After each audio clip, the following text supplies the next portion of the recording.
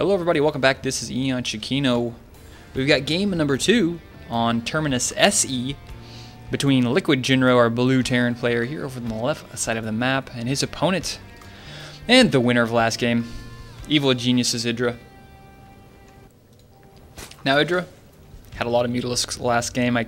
I don't think there's another Zerg player who just likes to get as many mutas as he does. It's just insane. I mean, at one point he had like almost 50 muta, and at the same point Jinro had like 30 Marines, so that is a lot of Mutalisk. Now once again, this is game number 2 from Intel Extreme Masters in China. I did watch the first night. I watched it. I was up to like 4 a.m. or whatever watching these matches. The first night, it was awesome, great games, but yeah, I couldn't do that 2 nights in a row. That was just a little bit too much. Had to sleep, unfortunately. So EGIdrA gonna go out and do some scouting, look around, check to see if there's any type of dual barracks incoming.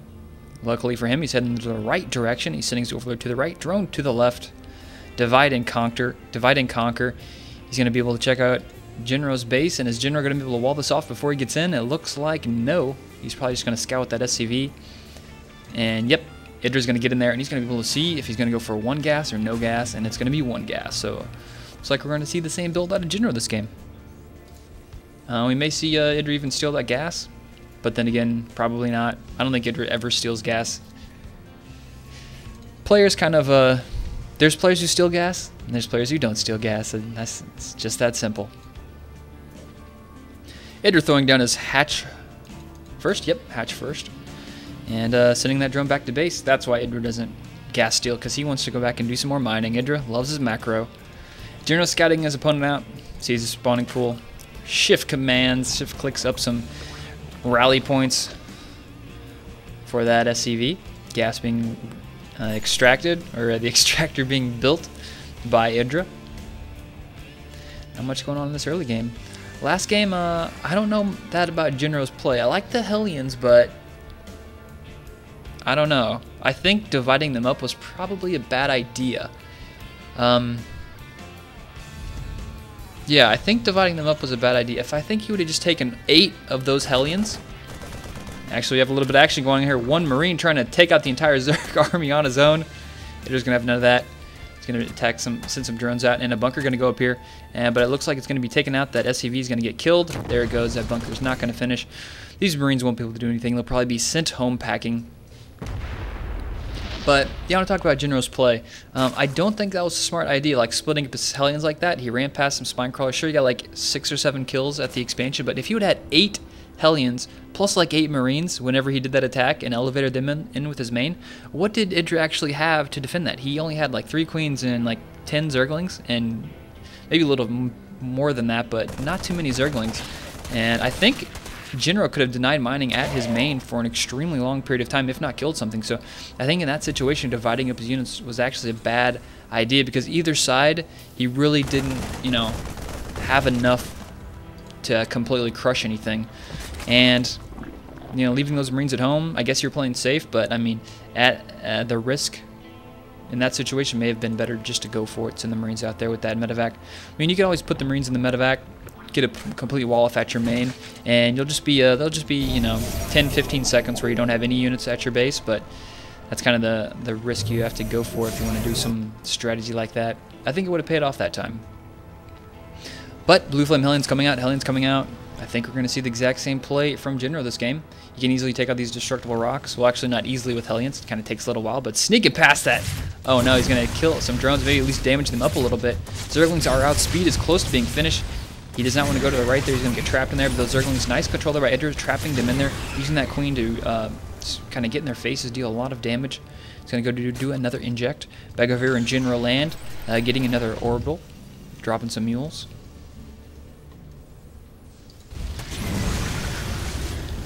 Those Hellions are so close to being dead, and oh, loses one of them. Almost gets out of there. No losses, but unfortunately one of those does die. Now is about the time where EGIdRA sends in this Overlord to do some scouting. Let's see if he's going to do it.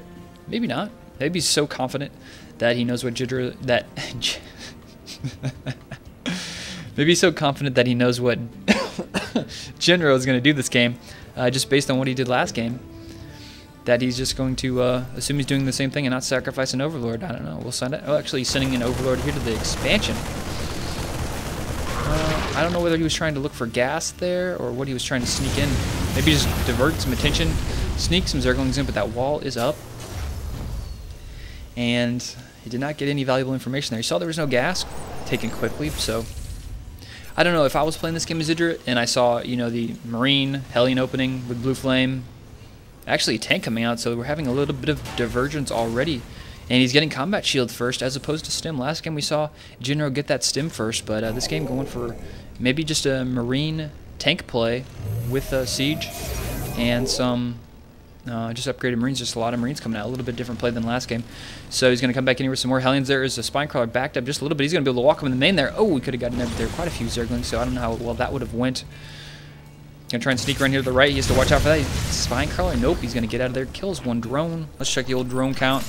1 kill for each player. So those Hellions that haven't been very effective at all this game. They're gonna be nice though if he decides to go for this 2-base timing push.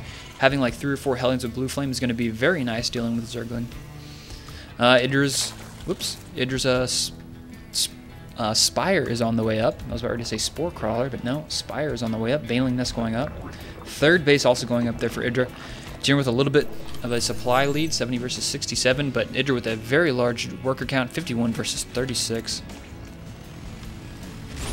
Maybe he's going to take out that creep tumor, and is he going to cancel it? Nice, EGIdrA does cancel that. Does not lose that. And where did that actually go to? Is that from here? I think that was when he laid with his queen, so canceling it was probably useless because it didn't actually get retreated back to its main because there was no main. But anyway, Hellion's pushing here to the main, trying to bait out some Zerglings, and he's going to get us around. He's going to get one of those off. Actually, no, does not get it off. It sneaks away there pretty low. And this is going to be maybe a deadly push here. He's going to have Siege Tech. He's going to have Marines. He's going to have 3 Hellions taking out some creep tumors. And does he have Siege? Yes, he does. And EGIdrA really needs those mute. He's got 7 coming out right now. How much AA does he have? A decent amount of Marines. Hellions up front, moving that Spinecrawler into a better position. Taking out some Spinecrawlers with those tanks, slowly pushing up here. Here come the Mutos. They need to watch out. He can't take any real serious damage from these Marines. Spinecrawler just poking all over the place. And he's trying to pick off a tank, but not going to succeed. 2 many Marines back there. Now he's going to try and just pick off reinforcements as they come across the map, but there's not that many Muta. You don't have those 50 Muta you did last game, but you can't really throw them around too much. But he's taking out some Marines, maybe going to get that tank, but maybe going to go get some more reinforcements. So EGIdrA doing what he can do this game. In his current position, 4 more Mutalisks coming out, +1. There's that +1 that's going to get finished a lot sooner. And he's even making some missile turrets, setting up some bunkers. This is a really nice attack here coming from Jinro. I'm not sure how EGIdRA's going to be able to break this. Queen's gun up in front, maybe miss some control here from EGIdRA. He's going to lose both those queens. He did not want that to happen, unfortunately. He's going to have to get some banelings and try and bust this, but look at the tanks up front. He's got so many tanks, 4 tanks. Hellion's now coming up here, cooking some drones. EGIdRA's in a really bad position. This looks like it's going to be a very quick game. That 3rd base isn't really doing too much except for providing a couple extra larvae to use from. He's going to maybe pick off a tank here. Yep, he gets 1 tank. That Spinecrawler is going to get scanned and taken out by that tank. Needs to watch out this tank over here on the far edge. Might be able to get taken out, but there is a bunker there that can do a lot of damage. There are 4 Marines in there. And EGIdRA kind of buying time. He's going to go back to start mining. Hellion's getting a little too close for comfort, getting taken out by those mutas. Going to try and deny this bunker. Looks like he killed that SCV. That'll work for the time being. 2 more Mutalisks coming out. Still has that queen in his main, so he's not completely out of larva at this point. And Jinro pushing up really slowly here, kind of waddling those tanks a little bit forward. He's got 3 tanks, 1 missile turret. How many Marines is he up to? 37. If he could kill one of those tanks and maybe didn't go for it, but yeah, he's going to get that 2nd tank. And I'm kind of thinking Jinro is maybe playing this a little too careful here. There's a point where EGIdRA only had like 5 mutas, and maybe he should have pressured while EGIdRA was taking out those reinforcements. Maybe that would have been a better time, but you know, Jinro playing it slow, going to try and just suffocate EGIdRA. Really hasn't bothered, you know, pushing in or taking out that back wall, maybe pressuring in from that way. Scan going to go down. There's not going to be any more creep tumors. That's going to cause this. Oh, actually picking off another drum. Doing some really nice work here with these Hellions. 9 kills, 10 kills with each of them. Good job there. A lot of SCVs being brought up for repair. He's going to need to watch out. Been very effective with these SCVs and Hellions this game. Supply block now for EGIdRA. More bunkers going to go down. And Mute is picking off more reinforcements. So there are way too many SCVs, or sorry, Marines coming up. He's going to be able to pick off this tank. Going to get that missile turret. No! Oh no, that went so badly for EGIdRA. and the army coming up in the front, but there's just too many units. And there's the GG. We're at 1-1. Jinro with a really strong push that game. I like how Jinro's opening was the exact same thing as his last game. So EGIdrA was preparing maybe for that, as opposed to what actually happened. And those tanks just came so fast. He still showed those Blue Flame Hellions.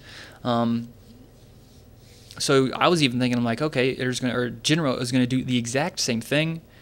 He did not. He came with those tanks, threw down some bunkers, and he didn't even need to push into his opponent's base. He was like, you know, EGIdrA was just getting a little too uncomfortable with it, I guess.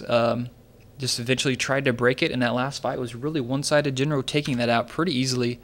You can see your units lost, almost double the resources for EGIdrA as far as units lost this game.